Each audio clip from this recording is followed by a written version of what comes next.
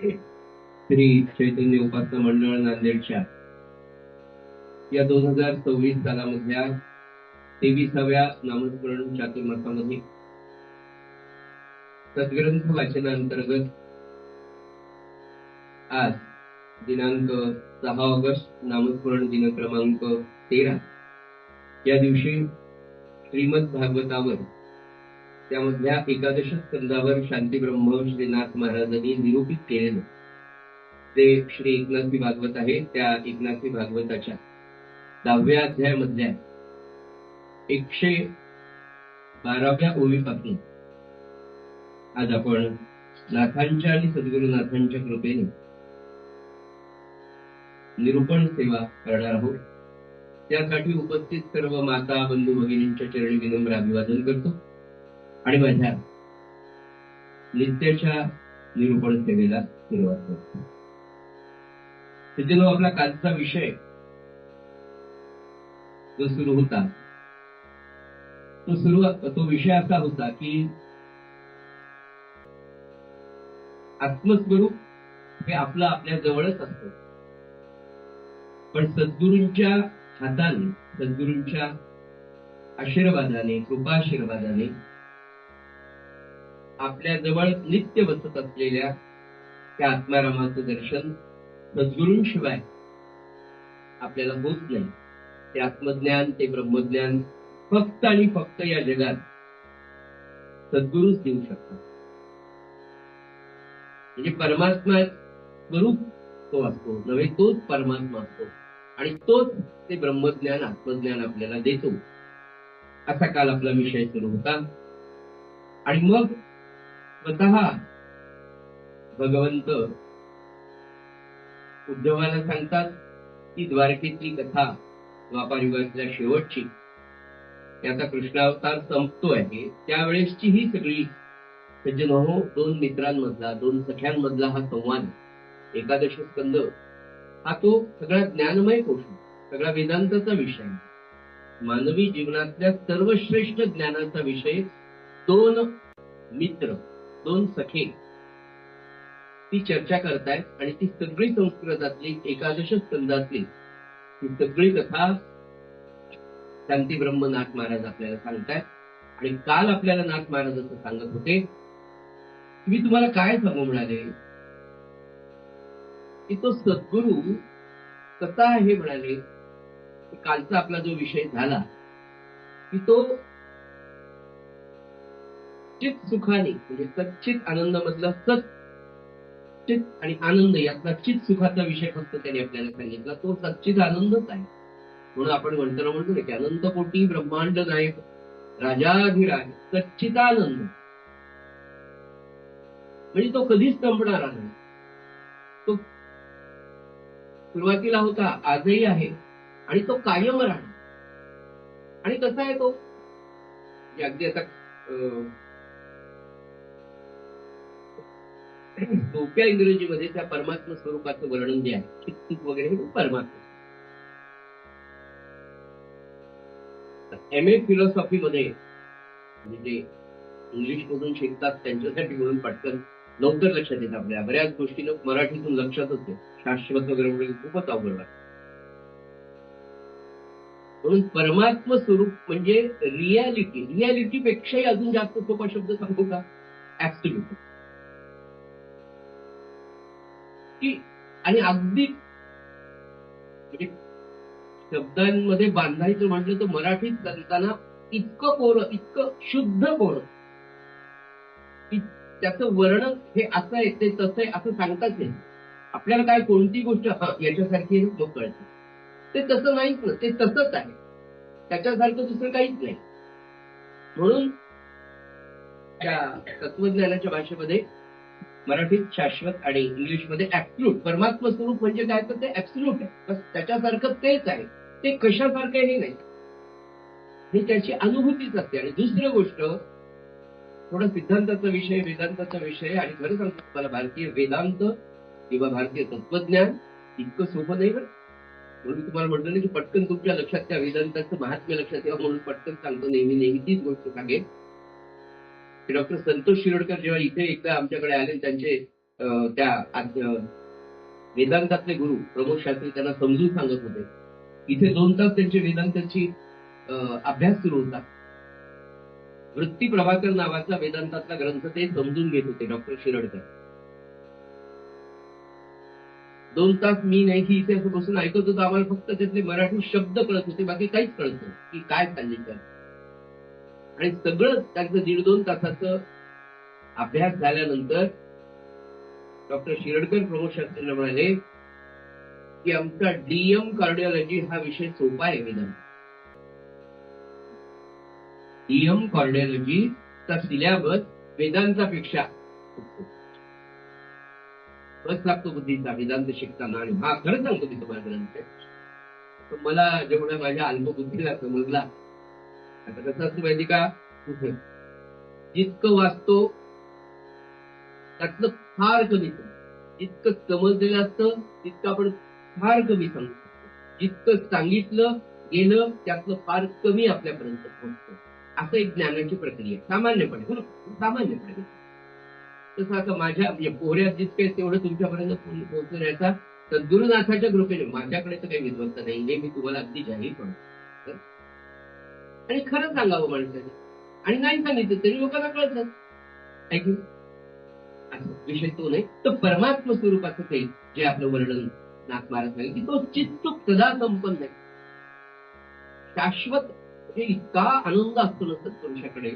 आणि पुढे असा कालवा होते की तो चिन्ह मात्र होऊन त्या चित स्वरूपापासून, त्या परमात्म स्वरूपापासून तो भिन्नच नाही, हेच नाथांना आपल्याला सांगायचं. हा कालचा विषय आपल्याला. पुढे म्हणाले चिन्ह मात्रेहून भिन्न नव्हे जाण सर्वथा, असं ते म्हणाले. पुढे म्हणाले आता त्याच्यासाठी म्हणून नाथ महाराज सांगतात आपल्याला, एक लवन सागरी विधाले तेव्हाची ते समुद्र जाहले, दीपे वनवावया आलिंगिले वनवाची झाले ते तेज. 2 दृष्टांत नाथ महाराजांनी सांगितले आपल्याला. हे परमात्मा सद्गुरू काय आहे हे समजून सांगण्यासाठी म्हणून नाथ महाराज अजून एक पुढे दृष्टांत देणार आहे. तसा पहिला ते म्हणाले, पटकन सोपं सांगतो तुम्हाला, की मीठ समुद्रात टाकलं की ते समुद्र सुंदर, ते वेगळं राहतच नाही.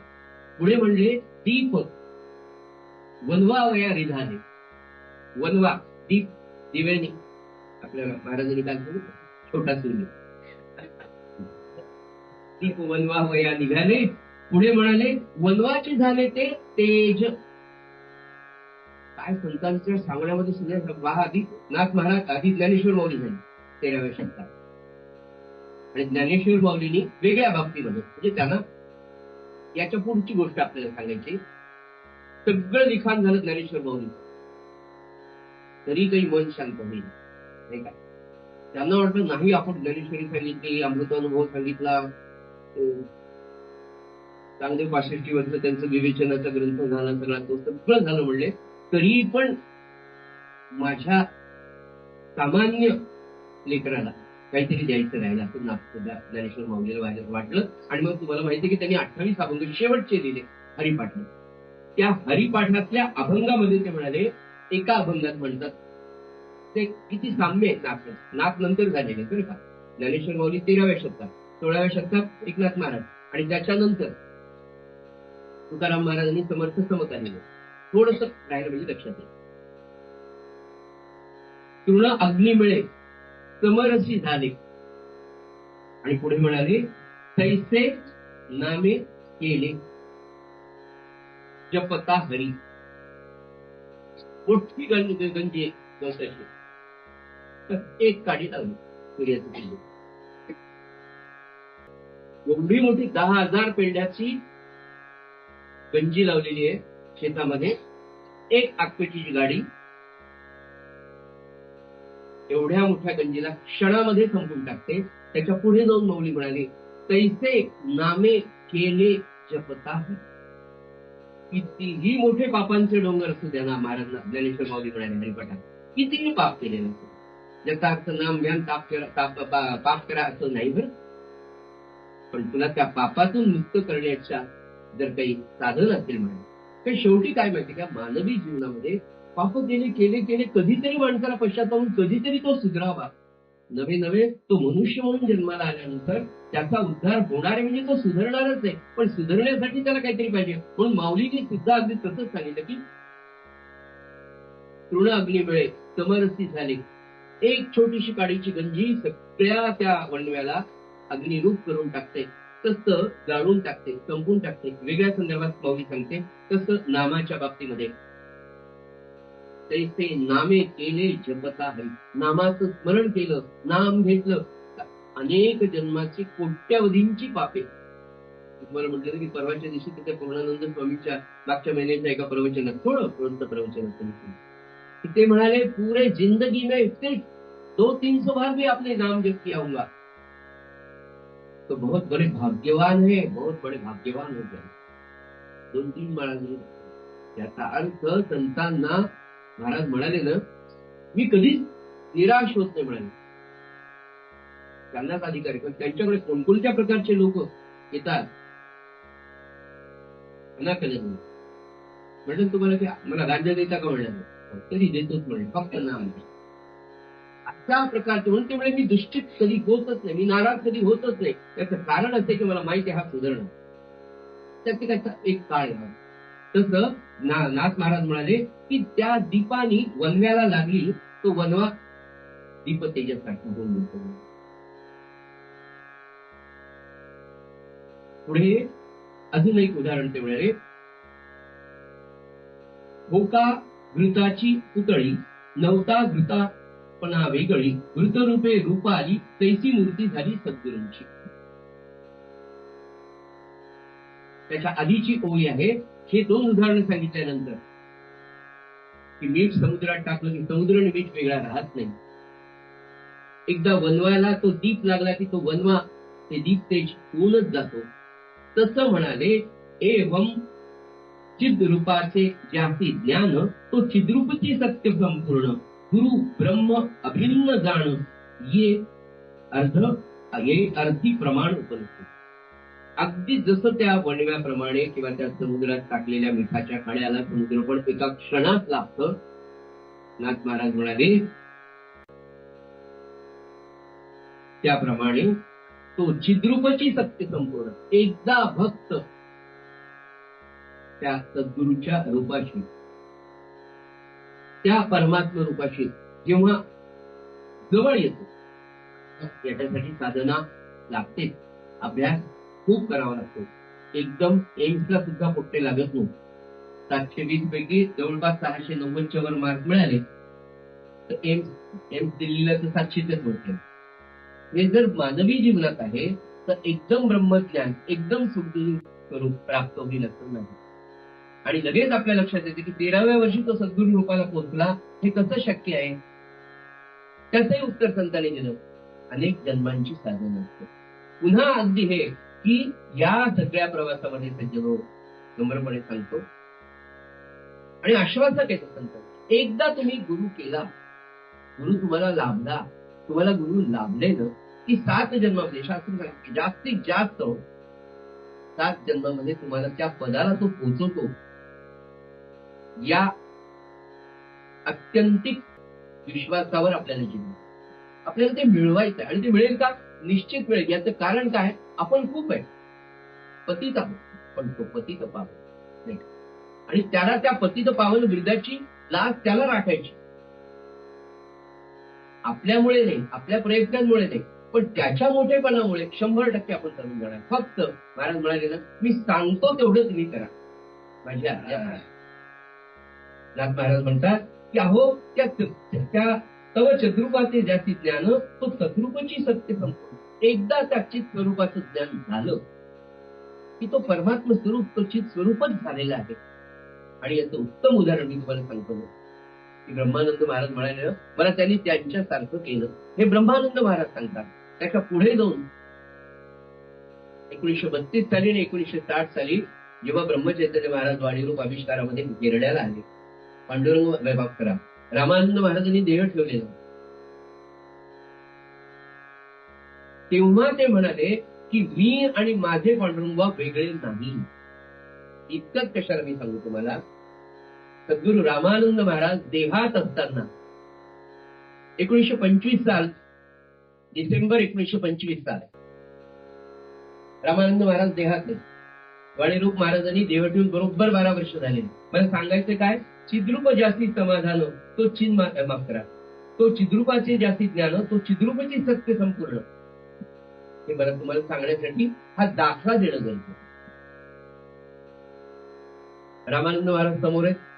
आपले सद्गुरू वाणीरूपाने प्रकट झालेले असा आविष्कार कोणत्याही संत परंपरेमध्ये नाही की एखादा संतांनी देह ठेवला आणि पुन्हा तो संत त्याच कार्यासाठी त्याच वासनेने, महाराज स्वतः देहात असताना सांगितलं की सद्वासना जरी असली तरी ती वासना आहे. शास्त्र असं सांगतं की वासनेच्या पोटी जन्म आहे. मरण सुद्धा वासनेत होतं म्हणून पुन्हा वासनेसाठीच जन्म होतो. महाराज म्हणाले माझी नामाची, नामप्रचाराची, नाम देण्याची वासना राहिली म्हणून मी पुन्हा आलो. फक्त देह घेतला नाही, वाणी रूपाने प्रकट झालो आणि 42 वर्ष तेवढं कार्य केलं. ते म्हणाले देहाची काय, हा देह तात्यासाहेबांचा देह वापरतो. आणि जेव्हा मालाडला, माफ करा, पुण्यावरून 1928 साली फेब्रुवारीला तात्यासाहेबांची बदली पुण्यावरून मालाडला झाली. तात्यासाहेब मिलिटरी अकाउंट्स मध्ये सर्व्हिसला होते. आणि 1925 साली तात्यासाहेबांना स्वप्नामध्ये दृष्टांत देऊन गोंदवलेकर महाराजांनी सांगितलं, तात्या उद्यापासून 13 लक्ष जप पूर्ण करावा. तात्यासाहेबांनी मिलिटरी अकाउंटची सर्व्हिस सांभाळून संध्याकाळी यावं, हातपाय धुवावे, रात्री जपाला बसावं.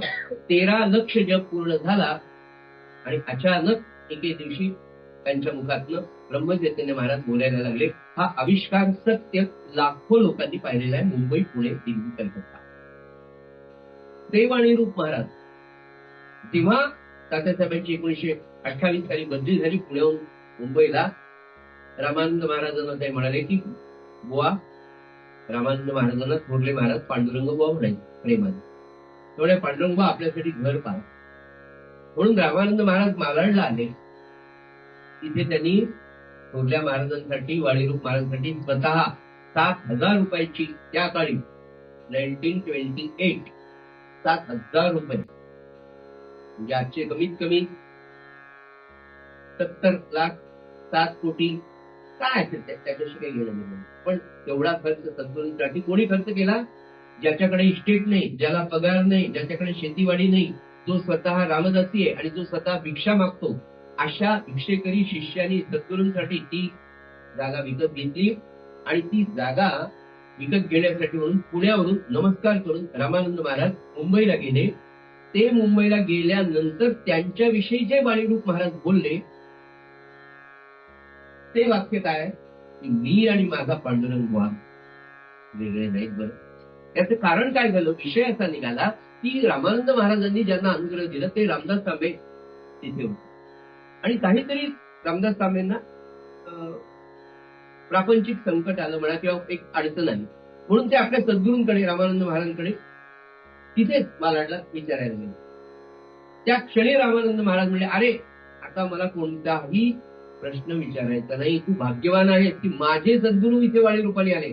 आता मी तुला त्यांच्या चरणी वाहिलेला आहे, आता तू त्यांना सगळं विचार, मला नाही विचारायचं. म्हणजे माझं सद्गुरूपद सुद्धा रामानंद महाराजांनी त्याच वेळेला सद्गुरूंच्या चरणी वाहून मी त्यांचा दासानुदास आहे आणि तसे ते वागले. आणि त्यावेळेला रामानंद महाराज मुंबईला गेल्यानंतर वाणीरूप महाराज काय म्हणाले, मी आणि माझे पांडुरंग वेगळे नाही. हे जे आहे ना इथे तो चिद्रूपाची सत्य संपूर्ण, तो आणि मी. काय सांगू तुम्हाला, कसं सांगू? ब्रह्मचैतन्य महाराज हे जे चिद्रूपत्व आहे, हे जे ब्रह्मपद आहे, हे जे ब्रह्मज्ञान झाल्यानंतर त्याचं वैशिष्ट्य सगळं संत आपल्याला अनुभव नाही करत. आपल्याला ब्रह्मज्ञान झालेलं नाही, आपल्याला त्याची अनुभूती नाहीये.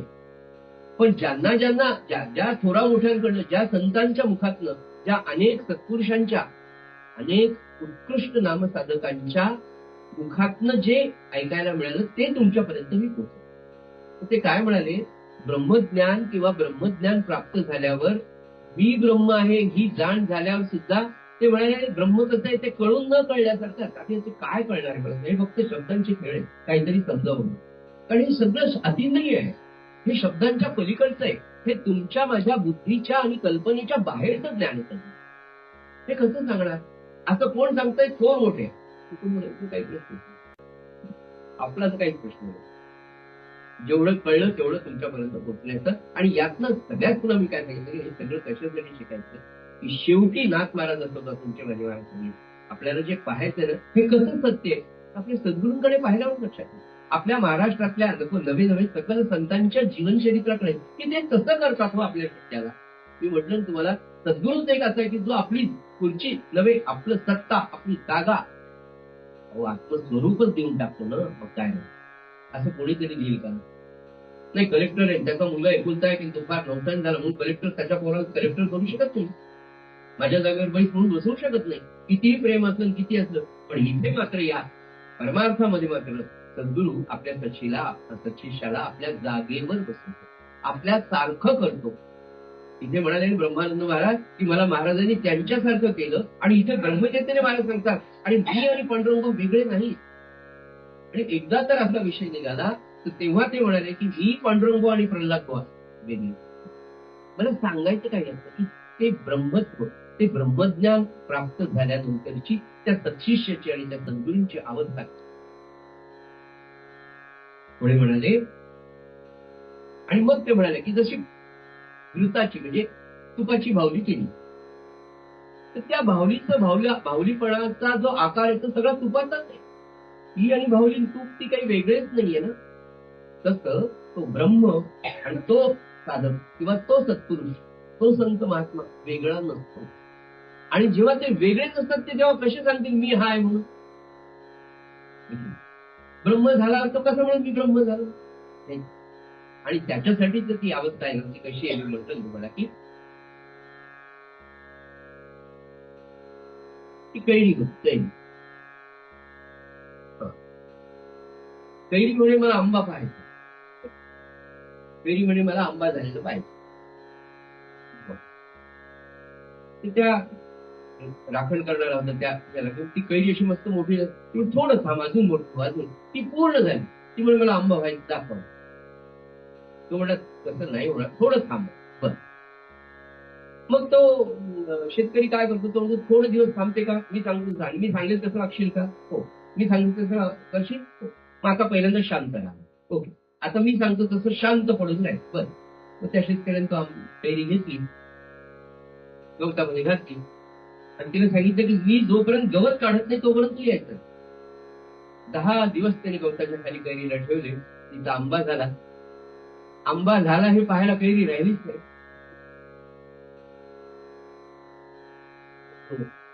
शेतकरी आहे ना जो राखणदार होता तो हा राखणदार. या कैरीचा आंबा होण्यासाठी त्या शेतकऱ्यांनी जसं मार्गदर्शन केलं आणि साधन आहे शांत पडून बस. महाराज काय म्हणले काय काय पुरुषाचं ज्ञान असतं. महाराज म्हणाले आयुष्यामध्ये जर तुम्हाला खरं साधन करायचं असेल तर गिळायला शिका.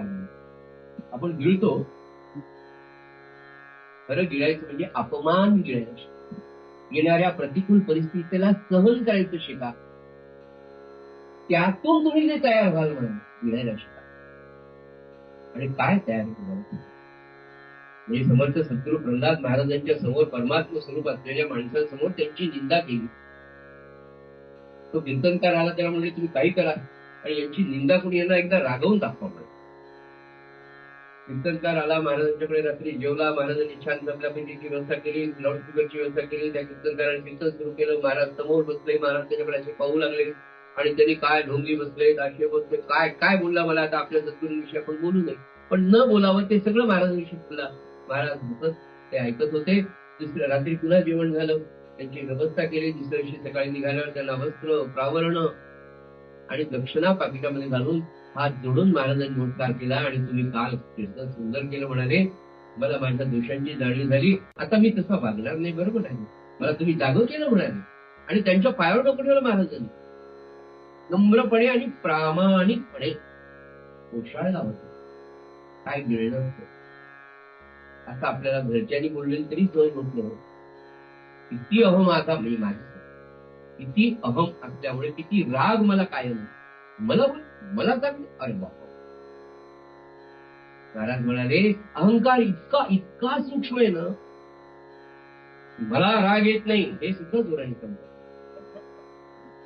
मग मी सोडलाय राग ते सुद्धा रागाने सांगतात. इतक्या त्या सुखाच्या सत्पुरुषाच्या वर्णनामध्ये म्हणून म्हणाले की ती जशी घृत रूपे रूपा आली तैसी मूर्ती झाली सद्गुरू, की त्या सद्गुरूची मूर्ती आणि तो ब्रह्म वेगळा नाही. पुढे म्हणाले तो चित सुखाचा पुतळा की सच्चितानंदाचा सोहळा प्रत्यक्ष देखावया डोळा धरी लीला विग्रहो. म्हणजे नाथ महाराज तिथे काय सांगतात की अहो म्हणाले तुम्हाला काय सांगू मी, कसं सांगू. नाथ महाराज पुढे म्हणतात की तो चित सुखाचा पुतळा आहे आणि ती जी सद्गुरूंची मूर्ती आहे ते म्हणाले ती चिद रूपाने आनंद रूपाने अखंड अविरत आनंदाच्या रूपाने तुमच्या समोर सबूल रूपात येते. अर्थात म्हणाले प्रत्यक्ष देखावया डोळा धरी लीला विग्रह.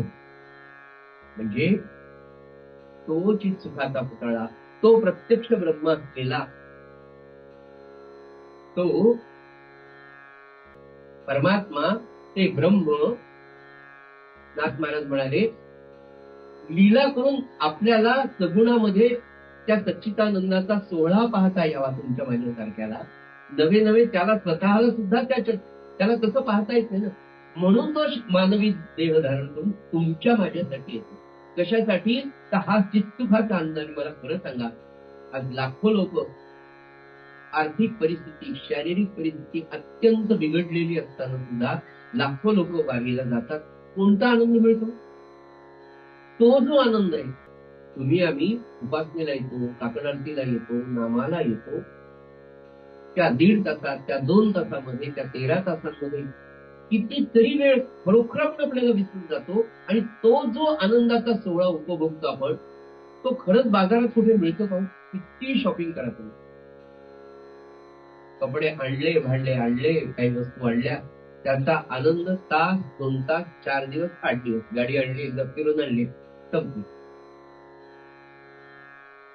पण त्या लाखो वारकऱ्यांना एकाच वेळेला एकाच आनंदाची अनुभूती हजारो वर्षांपासून आज येते, पुढे हजारो वर्ष येणार. तो सच्चितानंदाचा सोहळा पाहण्यासाठी ते म्हणाले की केवळ त्या चित्सुख आनंदाचा सोहळा प्रत्यक्ष डोळ्यांनी पाहायचा म्हणून लीलेने अशी लीला करतो आणि तो देह धारण करतो. सद्गुरू आपला सद्गुरू ते संत महात्मे जय सज्जन हो. आपण खरोखर भाग्यवान आहोत की आपल्या मराठवाड्यात आहोत, महाराष्ट्रात आहोत, भारतात आपल्याला जन्म मिळेल की त्या सगळ्या संतांची दर्शन आपल्याला सहजते होतात. आणि तो परमात्मा मनुष्य देह धारण करून लीला करतो. लीला आणि तो प्रत्यक्ष परमात्मा ते ब्रह्म सगुण रूपाने तुमच्या आमच्या बाजूला वावरतं. आणि ते वावरत असताना एवढा नामाचा आनंद त्याचा. सत्पुरुषांच्या या चित सुखाविषयी, या सच्चित आनंदाविषयी मी तुम्हाला काय लौकिक अर्थाने बघा महाराज जे बोलले ना स्वतःविषयी काय म्हणाले, काय किती किती स्वतःच्या विषयीची भावना बघा. स्पष्टपणे महाराजांनी एकदा सांगितली. म्हणाले मला एक लंगोटी घालावी वाटते, भिक्षा मागावी, मारुतीरायाच्या मंदिरात राहावं आणि अखंड नामामध्ये रंगून जावं मला वाटतं. हे मला आवडतं. ही त्यांची अवस्था आहे. या सगळ्या निकषांवर मी माझं जेव्हा चिंतन करतो मला काय वाटतं, ज्याच्या त्याच्या इतकी देहबुद्धीची शून्यता जेव्हा माणसामध्ये येईल आणि काय त्या भगवंत त्या परमात्मा स्वरूपाचा विषयी तुम्हाला काय बोलू की काय तो सच्चित सुखाचा पुतळा, सच्चितानंदाचा सोहळा प्रत्यक्ष देखावया डोळा धरी लीला विग्रह. म्हणून तो देह धारण करून येतो. आणि पुढे म्हणाले कसं मी तुम्हाला सांगू का, हे सगळे सिद्धांत आहेत वेदांताचे. आणि हे समजून पक्के लक्षात राहण्यासाठी आणि ते लक्षात राहून ते आचरणात आणण्यासाठी म्हणून महाराजांचं चरित्र त्याच्याबरोबर. कारण ते जे वेदांत महाराजांच्या परवाच्या प्रवचनात की वेदांत विद्याच्या आचरणात आणावं म्हणजे काय हो आपल्याला कळतं. म्हणून हे सगळं तुम्हाला एक्सप्लेन करून सांगावं लागतं किंवा आपण समजून घ्यावं. बरं सांगतो म्हणजे मी काही फार विद्वान अशा सगळं म्हणून सांगत नाही. मला ज्या पद्धतीने वाटतं ते की तो चित सुखाचा सोहळा, तो सच्चित स्वरूप आहे म्हणजे कसं आहे, तो परमात्मा आहे म्हणजे काय, मग परमात्मा म्हणजे नेमकं काय. तर मी तुम्हाला आता सांगितलं की परमात्मा म्हणजे ऍब्सोल्यूट. बरं ऍब्सोल्यूट म्हणजे काय किंवा ते कसं तयार झालं. तर फॉरेन आणि इंडियन फिलॉसॉफी दोन्हीचं एक सूत्र मी तुम्हाला सांगतो. काय म्हणाले ते विश्व निर्माण होताना कसं झालं ते अनाकलनीय आहे. पुन्हा सांगतो विद्वानांची मतं किंवा फार मोठ्या थोर सत्पुरुषांची याच्याविषयी मतं की ही जी थेअरी आहे विश्व निर्मितीची म्हणजे सायंटिफिकली वेगळी आहे. म्हणजे सायन्स वेगळं सांगते पण आता सायन्स पुन्हा मी तुम्हाला सांगतो क्वांटम फिजिक्स क्वांटमच्या या सगळ्या आधारे ते पुन्हा इकडेच येत आहे. तुम्ही सर्च करा युट्यूबला जाऊन गुगलला जाऊन सगळं क्वांटम फिजिक्स आता इकडे येतं. म्हणजे मी तुम्हाला अगदी मागे पण सांगितलं आताही सांगतो की आईन्स्टाईन सारखा माणूस म्हणाला की मी जसा जसा फिजिक्सचा अभ्यास करत गेलो तसा तसा मला भगवंताच्या अस्तित्वाविषयी आकर्षण निर्माण झालं. मी तसा तसा भगवंताकडे जाऊ लागलो त्या गॉडकडे जाऊ लागलो असं तो म्हणतो. कोण अल्बर्ट आईन्स्टाईन. आता तर अजूनच थेरीज वेगवेगळ्या आहे असं तो विषय नाही. त्या विश्वकल्पनेविषयी सांगत असताना संत महापुरुष सांगतात की जेव्हा ते जे ब्रह्म आहे ते स्थिर आहे अब्सोल्यूट आहे शांत आहे म्हणजे पण त्याला एकदा स्फुरण झालं पाहिजे. विश्व निर्मितीची कथा त्याला एक मी एकटाच आहे यार एकोहम भविष्य त्याला असं वाटलं आपण एकटं अहो आपल्याला सुद्धा घरी एकट्याला जन्म करम कसा बरं.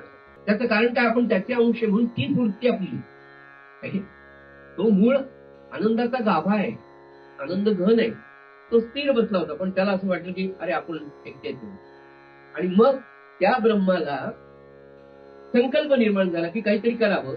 संकल्प निर्माण झाला म्हणजे मी आहे अशी कल्पना पहिल्यांदा झाली ना त्याचा अहम जागृत झाला आणि मग विश्वाची निर्मिती झाली. आणि थोडक्यात सांगतो विश्व निर्मितीचा जो हुंकार आहे त्याचा त्या ब्रह्माचा हुंकार म्हणजे ओंकार आणि ते ओंकार म्हणजे ते नाम आहे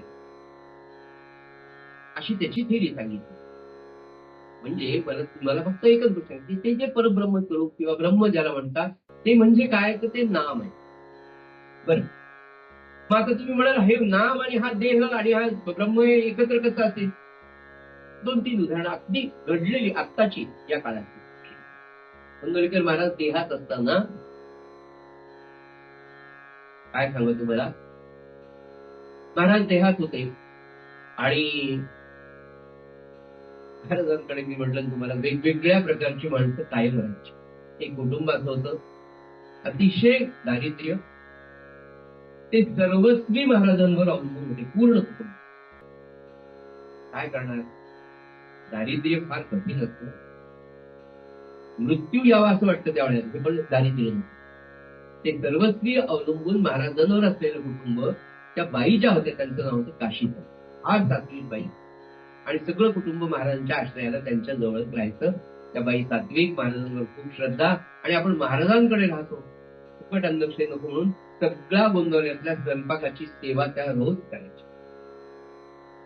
आणि ही सेवा करत असताना त्याला येऊ द्या ही सगळी सेवा करत असताना काशीताई अतिशय सात्विक सगळा स्वयंपाक करायच्या आणि सगळ्यांची जेवण झाल्यानंतर काशीताईंचं एक वैशिष्ट्य असं होतं सगळ्यांची जेवण झाल्यानंतर त्या शोधायच्या महाराज कुठे. महाराजांना नमस्कार करून महाराजांच्या पायाचं तीर्थ घ्यायच्या आणि मग राहिलेलं भोजन प्रसाद काशीताई रोज घ्यायचे. त्या दिवशी दुपारी 2-2:30 वाजले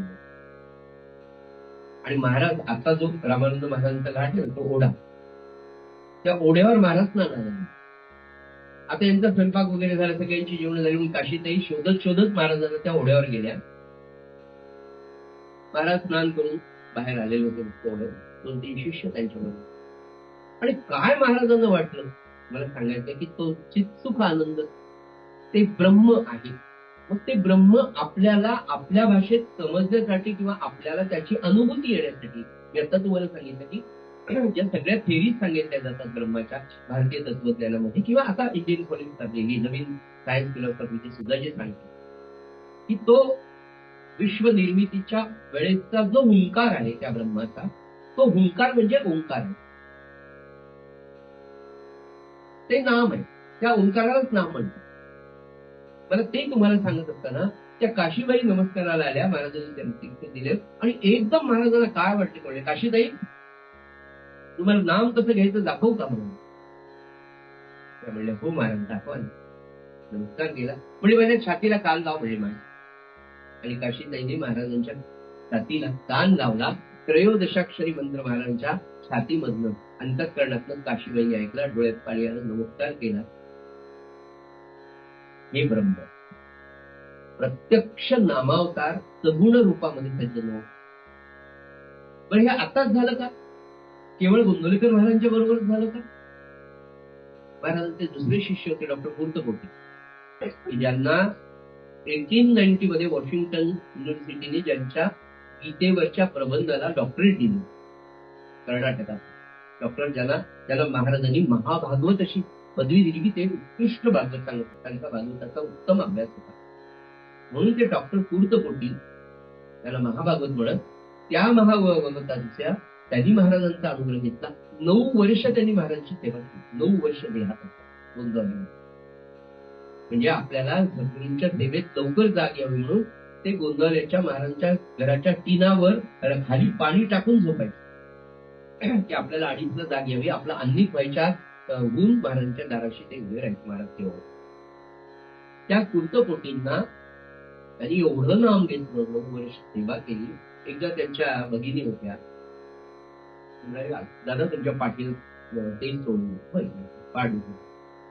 त्या भगिनी त्यांची पाठ चोळत असताना त्या पाठीतनं डॉक्टर पूर्तकोटींच्या महाभागवतांच्या पाठीतनं नाम पूर्ण श्रीराम जयराम. अगदी 1977-78 माफ करा 76-77 सालची घटना.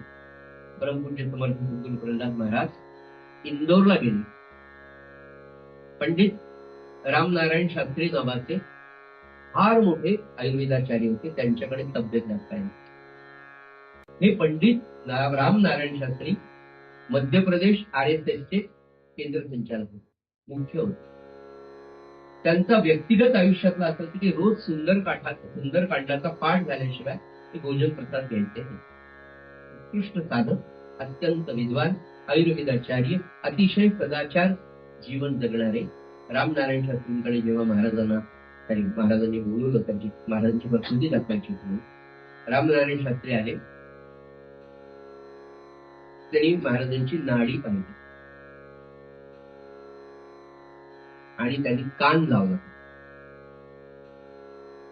तिथून त्याला श्रीराम जयराम. मग त्यांनी छातीला कान लावला, त्यांनी महाराजांच्या पिंडरीला कान लावला. पंडित रामनारायण शास्त्रींना श्रीराम जयराम जय जयराम हा त्रयोदशाक्षरी. त्याच्या पुढे नागपूरला मेयो हॉस्पिटलला डॉक्टर गोवर्धन म्हणून ज्यांनी महाराजांचं प्रोस्टेट ग्लँडचं ऑपरेशन ते तपासायला आले. ते तो त्यांनी हात लावला. अगदी जवळचं उदाहरण असं सांगू का, आपल्याकडे डॉक्टर अर्धापूरकर, त्यांचे वडील जालन्याला सिव्हिल सर्जन आणि महाराजांना जालन्याला असताना ताप आला आणि ताप लिटरली मी त्यांना भेटून विचारून, म्हणजे आम्हाला तर माहित होतं पण मी त्यांना स्वतःला भेटलेलो इथे त्यांनी देह ठेवण्यापूर्वी डॉक्टर अर्धापूरकरांच्या वडिलांना. त्यांनी मला सांगितलेली गोष्ट की खरोखर 106 डिग्री ताप आला तर मनुष्य वाचत नाही. आणि मी जेव्हा महाराजांना समर्थ सद्गुरू प्रल्हाद महाराजांना जालन्याला तपासलं तर त्यांना 106 डिग्री ताप होता. पण महाराजांचं नाम, उपासना, काकड आरती याच्यामध्ये खंड पडलेला नव्हता. डॉक्टर अजित भागवतांचे वडील डॉक्टर भागवत त्यांचे वडील तेव्हा घाटीला होते. ते औरंगाबादवरून श्री महाराजांना तपासायला आले. त्यांनी पण स्टेथो लावला. त्या स्टेथो मधनं रामनाम ऐकल्यावर त्यांनी महाराज नमस्कार केला आणि महाराजांना येऊन विनंती केली, महाराज तुम्ही नाम थांबवा, त्याच्याशिवाय मला तपासता येईल. तो सच्चित सुख आनंदाचा जो पुतळा आहे ना, तो जो ब्रह्मस्वरूप होतो ना सज्जनो, तर ते ब्रह्मस्वरूप पुन्हा आम्हाला कळण्यासाठी त्या सत्पुरुषांनी वागून ते ब्रह्म नामरूपाने आपल्याला दाखवलं. तो हा नामावतार. जे नाथ महाराज तिथे सिद्धांत आपल्याला सांगतात की सच्चिदानंदाचा सोहळा प्रत्यक्ष देखावया डोळा धरी लीला विग्रहो. तो लीलेनी देह धारण करून येतो. तुमच्या माझ्यामध्ये तुमच्या माझ्यासारखा गृहस्थाश्रमी म्हणून राहतो, दाखवतो. लग्न केलं, प्रपंच केला, मुलंबळ झाली, पण हे सगळं करून सुद्धा मनुष्य तर त्यांनी ध्येय ठरवलं आणि त्या ध्येयाला धरून आपल्या सद्गुरूंच्या आज्ञेने जर साधन केलं तर तो ब्रह्मस्वरूप होतो. आणि त्या ब्रह्मस्वरूपाचं दर्शन तुम्हा मला या नामावताराने. पण जेव्हा आपल्याला सगळं शास्त्र सांगता की कलियुगामध्ये भगवंताचा अवतार, त्याला अवतार स्पेशली घेणं फार अवघड आहे. त्याच्या कंडिशन्स आहेत. मी म्हटलं तुम्हाला की परित्राणाय साधूराम, कोणी साधूच राहिला नाही. कोणी सज्जन आहेत का मला सांगा? आपण सज्जन आहोत का? आपल्यासारखा वाईट कोणी नाही. ही व्यक्तिगत आपली प्रतिक्रिया आहे 100%. बरं आपण वाईट आहेत का? बरं आपण दुर्जन आहोत का? आपण दुर्जनही नाहीत, पण आपण सज्जनही नाहीत. म्हणून महाराजांनी आपल्यासाठी यावं, म्हणजे संतांनी माफ करा, भगवंतांनी कशासाठी यावं? तो म्हणला परित्राणाय साधूना, साधू नाही. विनाशाय दुष्टकाम तेवढा आहे, पण दुसऱ्या दुष्टकामसाठी मी काही येणार नाही. मग कलियुग कोणी चालवायचं म्हणाले? हाही प्रश्नच आहे. सिस्टीम आहे. Universe is very systematic. या विश्वाची रचना ज्या परमात्म्याने केली ती इतकी व्यवस्थित आहे. म्हणून आपल्याला ते काय सांगतात, निंदा करू नका, कुणाला वाईट म्हणू नका. का? तर एखाद्याला अपंग म्हणणं, एखाद्या गोष्टीवर निंदा करून त्याला बोलणं, याचा अर्थ परमात्म्याने त्याला निर्माण केलंय. ती चमत्कृती किंवा ती जी काही कृती त्यांनी निर्माण केली ती चुकीची केली असं म्हणलंय ना. हा काय लग्नाच आहे, तो काय असाच आहे आपण जेव्हा म्हणतो, तर ज्यांनी ते निर्माण केलं त्याला शिवी देण्यासारखं नाही का? त्याला नाव ठेवण्यासारखं नाही का? म्हणून कुणाला वाईट म्हणून संतांना हे काही दिसत नाही का मला सांगा? पण ते कधी कॉमेंट करतात का? जगामध्ये होणारे बलात्कार, अत्याचार, व्यभिचार हे सगळं काय संतांना सुख देणार आहे का? पण त्याला का दुःख होत नाही? त्याला विधिलिखित नाही. आणि त्याला माहिती की परमात्म्याची ही योजना आहे. कुठे बदल करायचा, किती बदल करायचा, कोणाच्या व्यक्तिगत. मी म्हटलं तुम्हाला, तुमच्या माझ्या जीवनामध्ये काही घटना आपल्याला दुःखदायक होतात, पण महाराज त्यावेळेला हात देतात. आपले सद्गुरू, तो परमात्मा, ती उपास्य देवता आपल्याला हात देते की नाही, ओके हे घडणं बस, याच्यापेक्षा जास्त नाही. म्हणून मला ते वाक्य मानवी जीवनात ते फार सुंदर, ते आपण कायम लक्षात ठेवा. कायम कोणतीही घटना घडली की आपण आपल्या मनाला हे पहिल्यांदा सांगावं की याच्यापेक्षा चांगलं होणं शक्य नाही.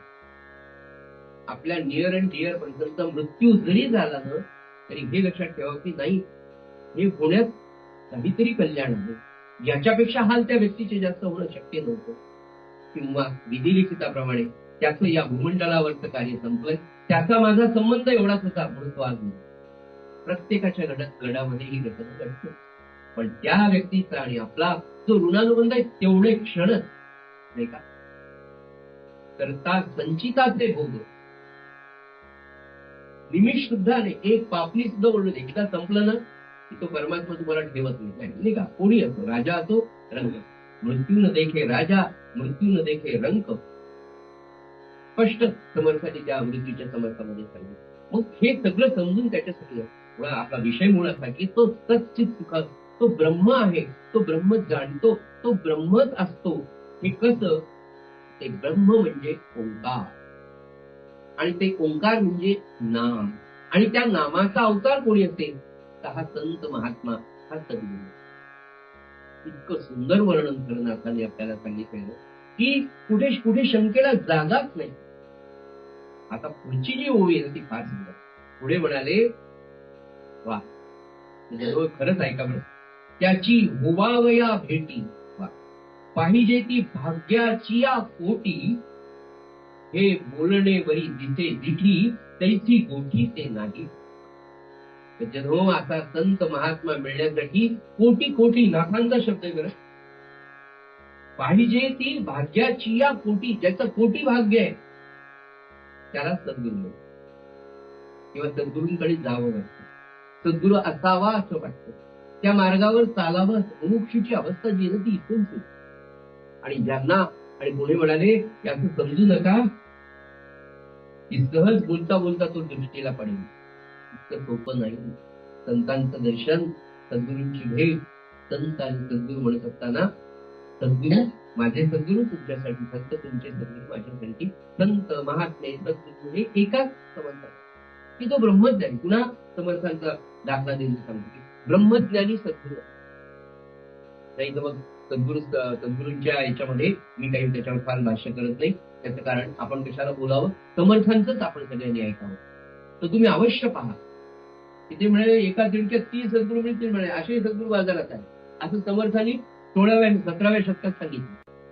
म्हणून सद्गुरू रात्री पाहावा, सद्गुरू दिवसा पाहावा आणि मग सद्गुरू पाहून अगदी इतकं स्वच्छ भारतीय तत्वज्ञान आहे, इतका सुंदर आपला धर्माचा अभ्यास आहे सनातन धर्माचा, की कुठे कुठे तुमच्या याला वावत नाही. श्रद्धा म्हणजे श्रद्धाच मिळाली आणि एका विशिष्ट श्रद्धेनंतर ती बरोबर सद्गुरूंच्या भेटीमध्ये आपोआप अंध होऊन जाते आणि ती तरीही अंधश्रद्धा नसते, पण श्रद्धा ही अंधळी. ही खरी श्रद्धा तो माझा आहे बस. तो सत्पुरुष, तो सद्गुरू, तो ब्रह्म आहे माझ्यात. आणि पुन्हा मी महाराजांचा दाखला देऊन सांगतो. महाराज काय म्हणाले, सत्पुरुषांच्या देहामध्ये बरोबर काय किती स्पष्ट सांगितलं ते. हे म्हणाले की खरं सांगतो तुम्हाला, त्याची होवा या भेटी, संतांची भेट होणं म्हणजे फार अवघड आहे. पण त्याच्यात सुद्धा महाराजांनी एक सूत्र सांगितलं, तुम्ही नाम घेत राहा, तुमच्या कामात राहा, घरदार कुठं सोडू नका, कुठे याला जाऊ नका, त्याला जाऊ नका, कुठे वनात जाऊ नका,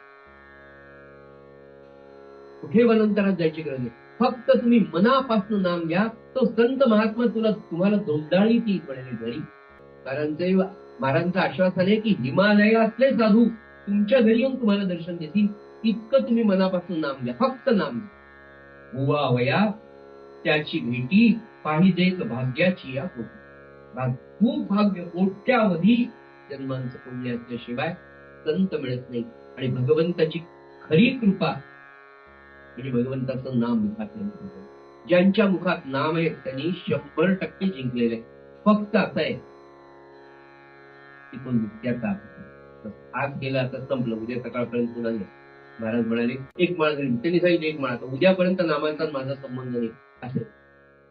महाराज काय म्हणाले, शक्य तितक्या वेळ, इतका रिकामा वेळ, किती सवलती. महाराज म्हणाले तुमच्या प्रपंचातल्या कामाचा 1 मिनिटही मला नाही, पण असं करा म्हणाले, रिकामा वेळ शोधा. तुमच्या प्रपंचामध्ये रिकामा वेळ किती वेळ होत. सकाळी उठल्यावर ब्रश करण्याचं काय करतो, ब्रश करून हॉलमध्ये येऊन मस्त बसतो, झाला का चहा, इतक्या गोडीने बोलतो की आपण फार मोठ्या स्वारीवरून आलेलो आहे आणि घरचे डोळ्यातच पडले. किती वेळ आहे अजून चहाला, एवढंच तर एक माळ होईल. समजा त्यांनी चहा करायला ठेवलं, चहा करून तापवून तुम्हाला कप बशीत पाहिजे तसा बिस्किट पाव काय असेल ते त्याच्याबरोबर देऊन आणेपर्यंत 3 माळा तर होतील की नाही आपल्या. झालं टाकलं का पाणी, म्हणजे हे सणा जणार तर तिथे जाऊन त्यांनीच नेऊन ठेवायचे कपडे ते नळाला.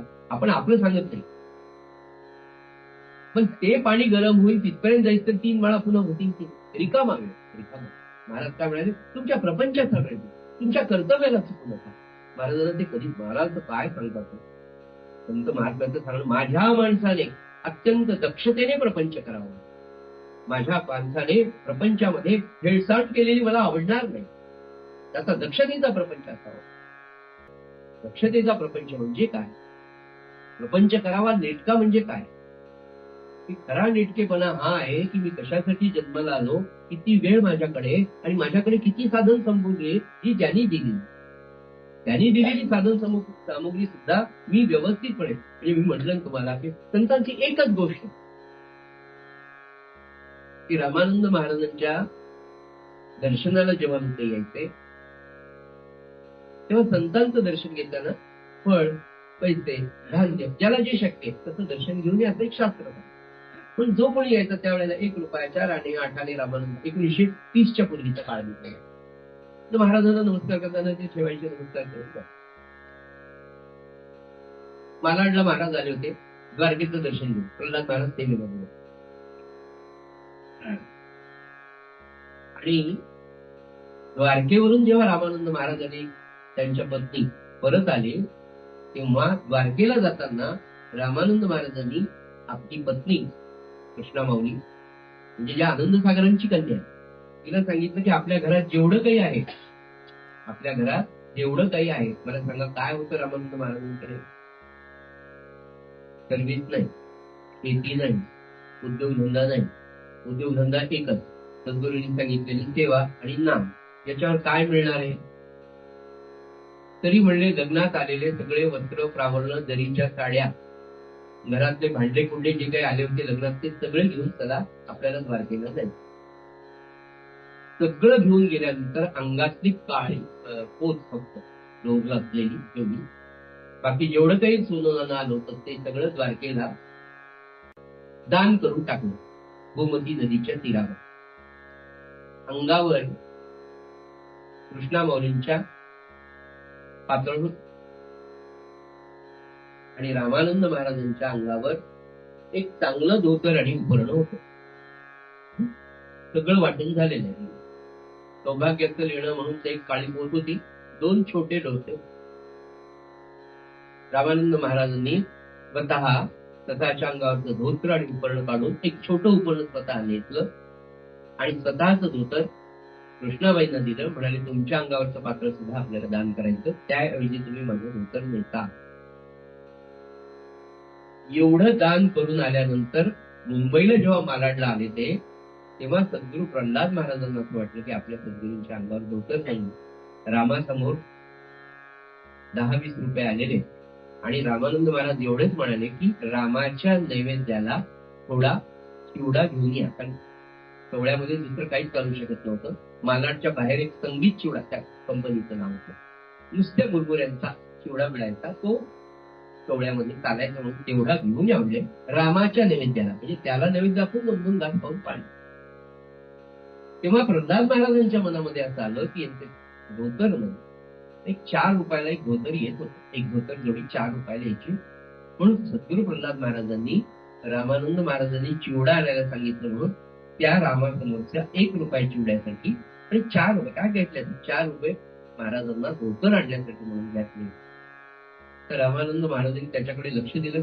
4 रुपये जास्त कशाला घेतले बुवा भगतजी?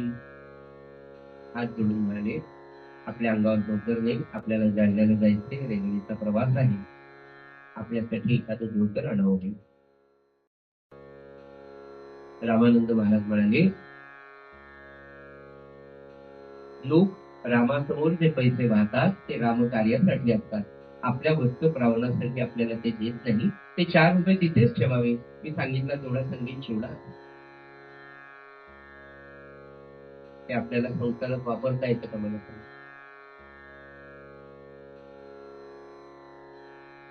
47 ड्रेस आपलं सांगावं, साड्यांविषयी कशाला? एकदा जर त्याच्याकडे इस्त्रीला कपडे दिले, एका चक्रेत सगळे आपले पुरुषांचे कपडे एका चक्रेत येत नाही. 15 रुपये ड्रेस जरी म्हटलं तरी गाड्याचं पैसा बाहेर टाकूच शकत नाही. एका गाडीचे आणि एका वेळेला किती हिशोब करा. आनंददायी सोहळा सांगायचं मला नम्र केला. महाराजांनी ठेवून दिलं, नाही आणलं. रामानंद महाराज जेव्हा जालन्याला आले, दुसऱ्या दिवशी एक पार्सल आलं, जरीचे 2 नवीन धोतर श्री रामानंद महाराजांच्या चरणी एका शिष्याने पाठवले. त्याच्या पुढे ते रामाला दाखवा म्हणाले. दुसऱ्या दिवशी एक वैदिक ब्राह्मण जालन्याला आला, ते म्हणाले त्याला द्या म्हणून.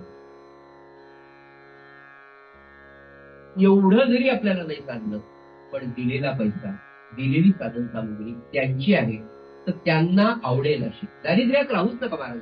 महाराज म्हणाले मला दिले ना आनंदाने, रोज श्रीखंडपुरी खा, पण ती श्रीखंडपुरी खाताना आणि गाडीत बसताना ज्यांनी दिलंय त्याच्या नामाला आपण दिसतो, हे खरं दिलं.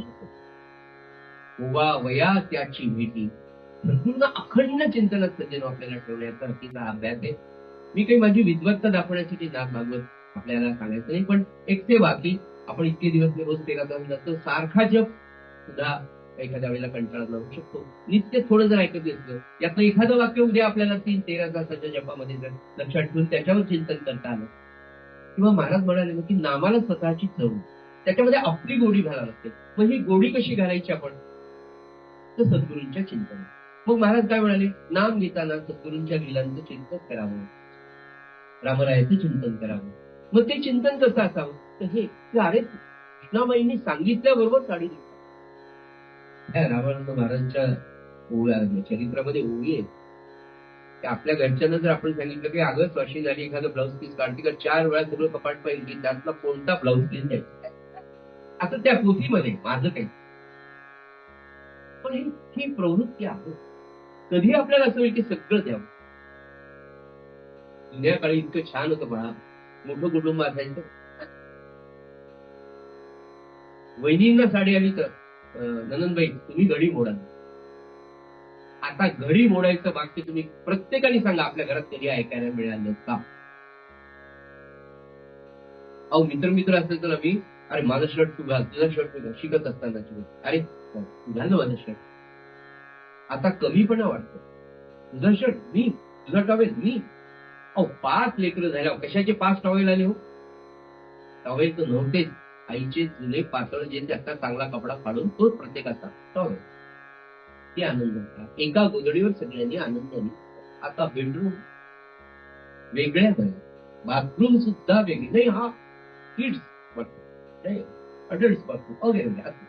ते वाईट आहे असं मला म्हणायचं. सांगायचा उद्देश एवढा की त्या पद्धतीने मला जीवन जगता येईल.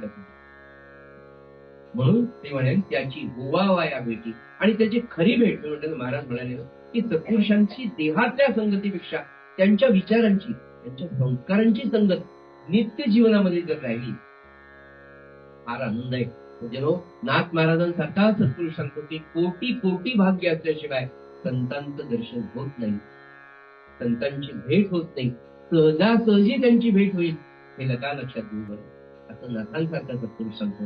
तेव्हा आजची झालेली सेवा नाथ महाराजांच्या आणि सद्गुरू प्रल्हाद महाराजांच्या रामानंद ब्रह्मचैतन्य यांच्या चरणी अर्पण करूया. आणि नाथांचा जो फार सुंदर अभंग आहे की जो मानवी जीवनातल्या प्रत्येक दुःखाच्या हसून गेलेल्या परिस्थितीमध्ये आपल्याला बळ देईल ती आपण प्रार्थना करू. 6:30 ला संपल्यानंतर 6:30 ते 7 मध्ये छान चहा घेऊ. 7 वाजता 7 ते 8:30 पर्यंत छान उपासना गुरुवारची आपण सगळ्यांनी चहा घेऊन ज्याला गडबड असेल त्याला मी थांबायला काही पण सांग. गुरुवारच्या उपासनेला सगळ्यांनी थांबावशी विनंती करतो. श्रीराम आपण प्रार्थना घेऊया. आवडीने भारे हरी नाम घेती आवडीने भावे हरी नाम घेती तुझी चिंता त्यासी सर्व आहे सर्व आहे आवडीने भावे नको खेद करू कोणत्या गोष्टीचा नको खेद करू कोणत्या गोष्टीचा पती लक्ष्मीचा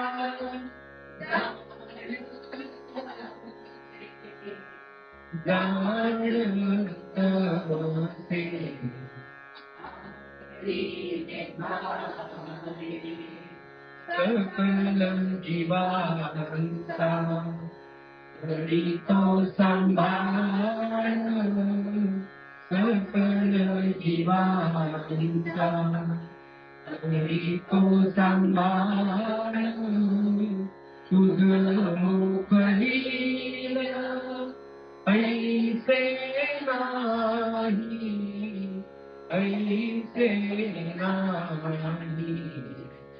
आवडीने जैसी स्थिती आहे ऐसा पडी राहे जैसी स्थिती आहे ऐसा पडी राहे कमल सुख पाहे संचितासे संचितासे आवडीने भावे एका जनार्दनी भोग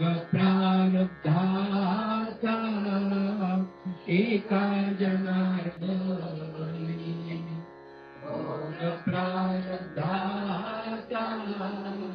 हरी कृपेचा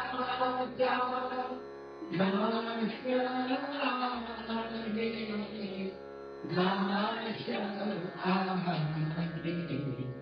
आवडीने भावे हरिनाम घेती, तुझी चिंता त्याची सर्व आहे, सर्व आहे.